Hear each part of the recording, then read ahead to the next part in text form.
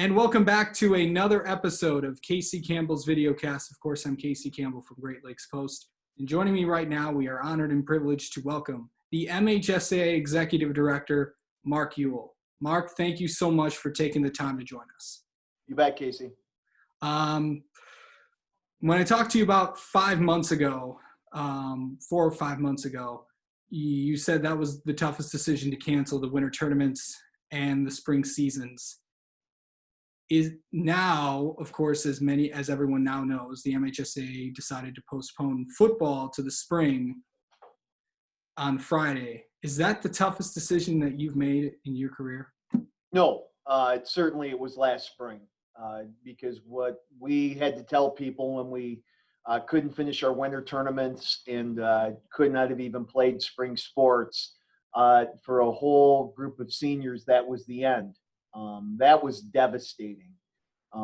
Friday was disappointing, certainly, because I think all of us had hoped and we had planned to move forward with all of our fall sports, including football. But, based on what we were hearing from the governor's office, based on what we heard from state health department officials, based on what we heard from schools last week, that's why our representative council did what they did. Certainly a tough call.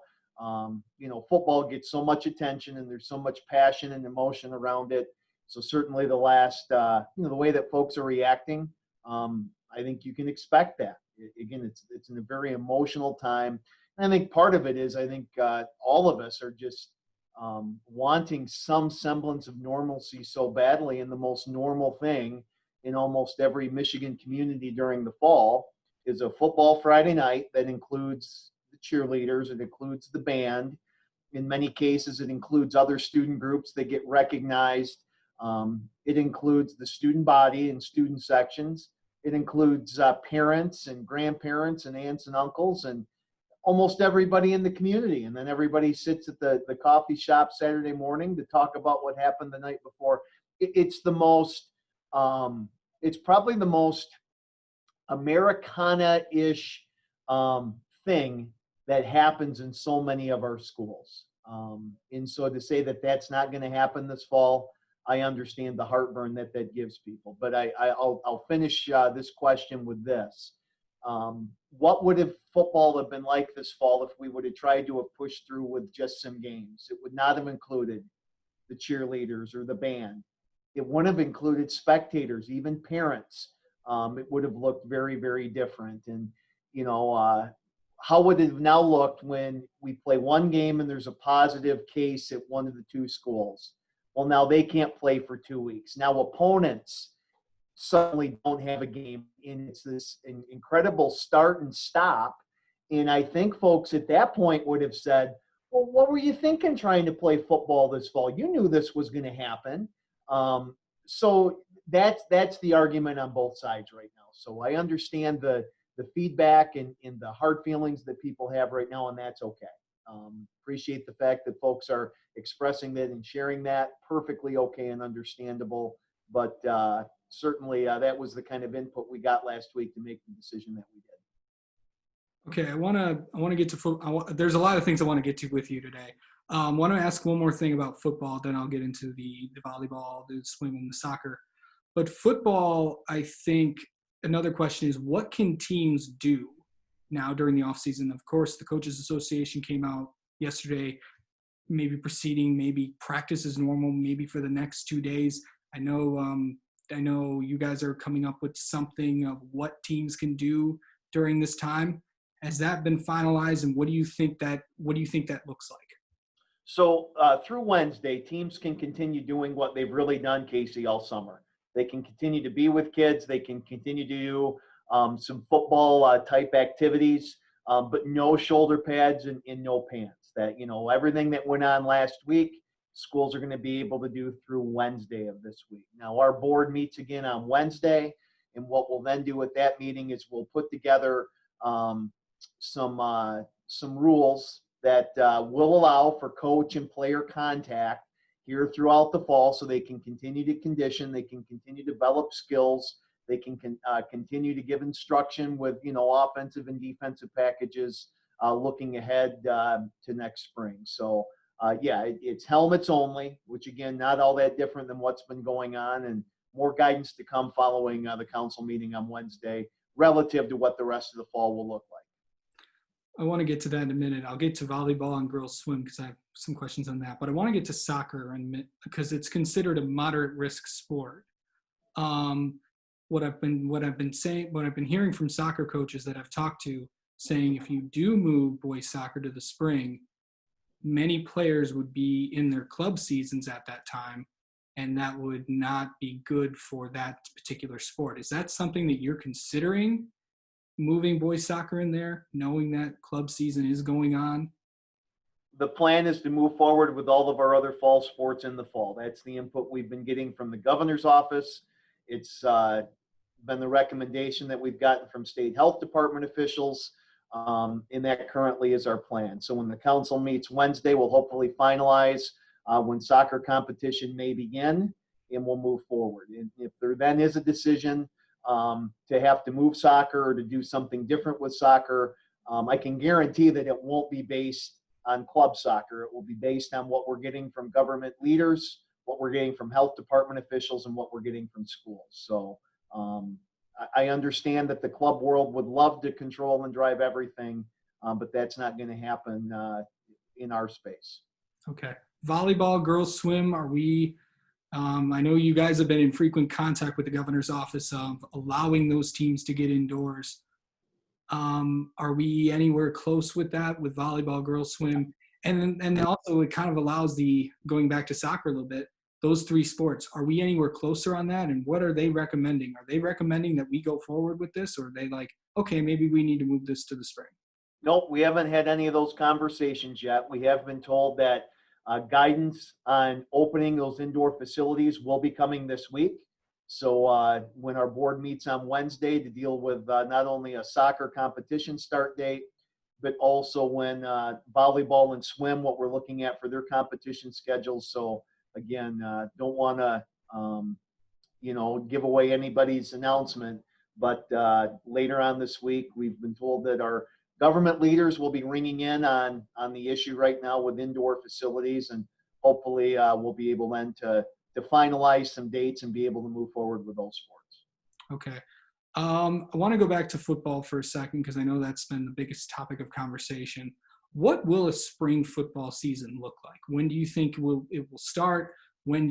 How will it look? How many games will there be? Are teams going to have to schedule games on their own? How is that? What's that going to look like? Have you guys started talking about that? Yeah, we've actually been planning for this the last 4 months.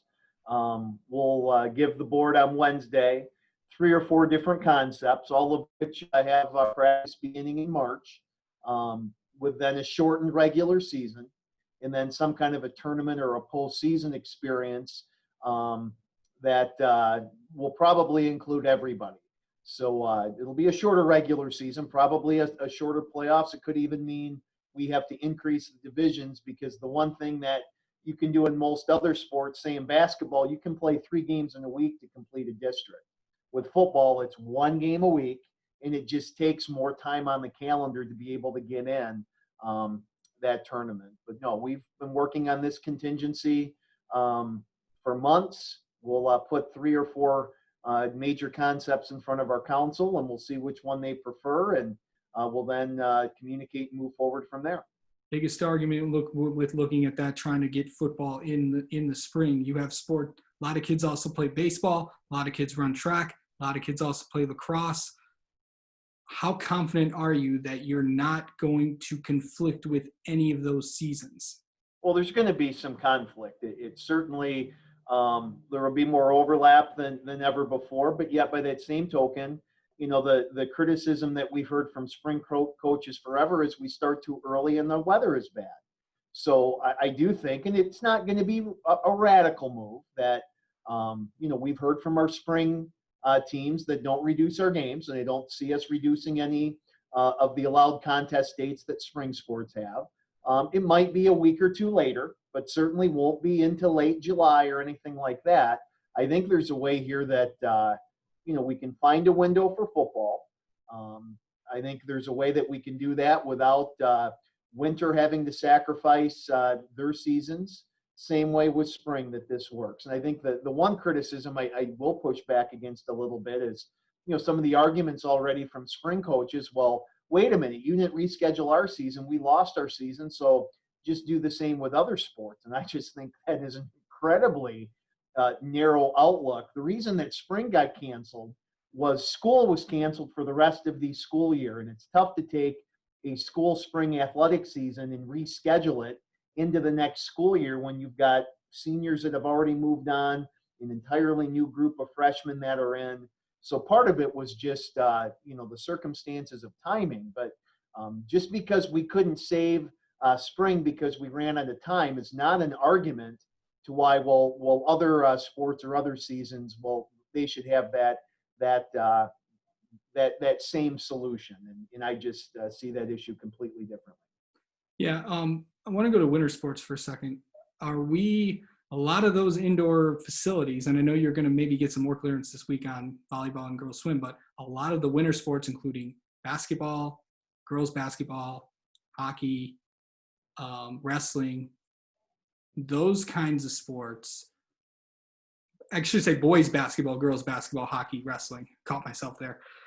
Those sports are in, also boys swim and dive, those sports are in indoors. Where are we at on that? Are you worried that you may have to, what happens if you postpone those sports if the governor's office would say, okay, we're in the heart of flu season, we're still in the middle of the pandemic, but we can't play these sports because they're all inside? Then what happens? That's a great question. I don't think anybody, their crystal ball is working that well to be able to make absolute decisions about what the winter could look like. Some of the winter sports I have lower concerns for. I have boys swim, for example. The way that we can distance in a pool the competitors in swim, I think, is fairly straightforward. Where that becomes trickier is now when you put fans and spectators in the mix. I think you can play hockey pretty safely. To have fans and spectators in an ice arena wear a mask actually might be welcome because it's going to keep them a little bit warmer. And the threat of transmission in hockey, to where you've got helmets, you've got face shields, you've got no skin-to-skin contact whatsoever, I think hockey can be done. The challenges certainly are going to be in basketball and wrestling. And so I do think we're going to learn some valuable lessons with the start of school here over the next month. I think we'll learn some valuable lessons from the fall sports that are proceeding. And hopefully that information we can use to really put some good guidelines and guardrails in place for the start of winter, which sure will coincide with flu season as well. Want to go to cross country for a sec because a lot of these invitationals and stuff are probably going to be affected because of the pandemic. Of course, you've given cross country the green light to go, but a lot of teams, I don't know what the situation is with the metro parks, but I heard that they could be restricting people or something like that. How would state finals be conducted? I know Michigan International Speedway is a massive facility, since I was there a few weeks ago covering NASCAR. But have you talked with MIS about maybe moving state finals, or do you have to go through like NASCAR or something like that? How does that work? We don't have to go through NASCAR, thankfully.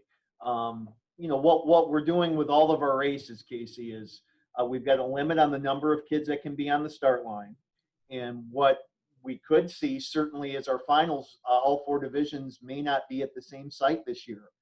If you want to go with smaller groups, smaller gatherings, going to 4 separate sites or maybe even 2 separate sites and having 2 divisions at one location, 2 divisions at a different location to make that work is right now on the table. Our focus with our remaining fall sports is to get the regular season started first with competition, and then we'll see what kind of tweaks or changes we have to make to the back end of the postseason to make sure that we're able to give kids a safe experience, a good experience, but yet also be able to manage the concerns that we all have and that we have to manage in the days of COVID. Now I know we talked about earlier a few weeks ago we talked about when Illinois was having all these families were transferring and stuff. Looking at, from what it sounds like, Indiana and Ohio could be possibly going forward. Michigan's now in that position where okay, a lot of football players are not playing this fall. They, why don't I just go down to one of these states and try to see if I can play somewhere else? What's that? What's the basis with that? Is do you advise doing that?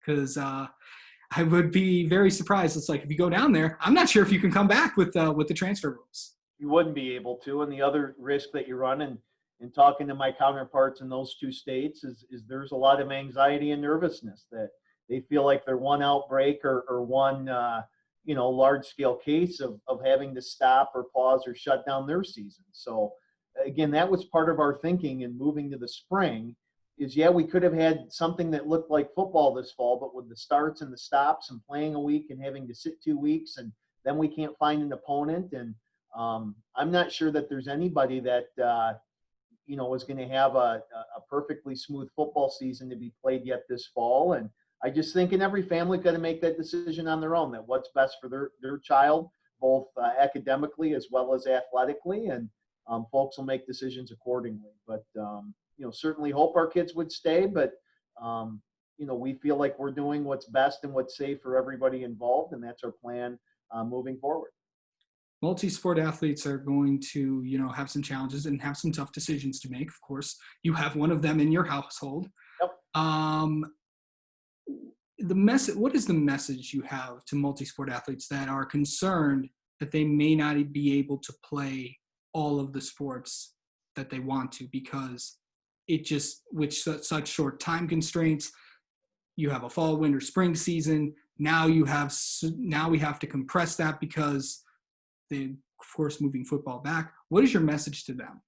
Well, I think they're going to be able to pull this off. Now, there's certainly going to be more overlap than what we have in the past. That I don't see any way around that. But I think a kid could still be a winter athlete, and then you transition and roll right into football. It'll be a shortened regular season and tournament, and then from there, you're going to be able, once football concludes, depending on how long your season goes in terms of playoffs, that you'll be able to then jump right to your spring sport, whether that's track, whether that's baseball, whether that's lacrosse, and you're going to be able to play a majority of the regular season and then also be able to be a part of your team's tournament run. So if that means that instead of ending about June 8th, that next year we're ending somewhere around the 20th or 25th of June in this 1 year, and that's the change that we have to make to make it work for everybody. I think that's a pretty reasonable way to try and meet the needs of our all athletes and especially our multi-sport ones.